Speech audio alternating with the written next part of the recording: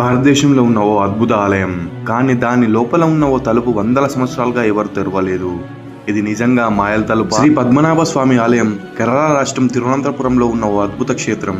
ఈ ఆలయంలో విష్ణువు పద్మనాభ రూపంలో కొలువై ఉన్నారు. ఇది ప్రపంచంలోని అత్యంత ధనవంతమైన హిందూ ఆలయం. 2011లో సుప్రీంకోర్టు ఆదేశాల మేరకు ఆలయంలో నిధిని లెక్కించే ప్రయత్నం జరిగింది. ఈ సమయంలో 6 గుప్త ఖండాగారాలను తెరచి చూడగా టన్నుల కొలతలో బంగారు ఆభరణాలు, రత్నాలు బయటపడ్డాయి. వాటి విలువ ఖచ్చితంగా లెక్కించడం అసాధ్యం అని చెప్పవచ్చు. అయితే ఇందులో వాలెట్ బి అనే గదిని మాత్రం ఎవ్వరు తెరవలేకపోయారు.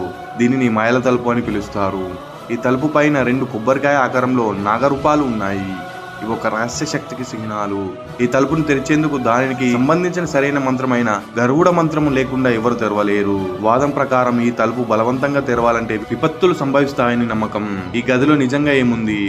అదృష్టమా, అపాయమా, లేక ఆధ్యాత్మిక శక్తులు అరాచకమా? ఇప్పటి వరకు ఇది ఓ అర్థం కాని రహస్యంగానే ఉంది. మన దేశంలో ఇలాంటి మిస్టరీలు ఇంకా ఎన్నో ఉన్నాయి. ఇంకా ఇలాంటి ఆలయ రహస్యాలు తెలుసుకోవాలంటే మా ఛానల్ని సబ్స్క్రైబ్ చేసుకోండి.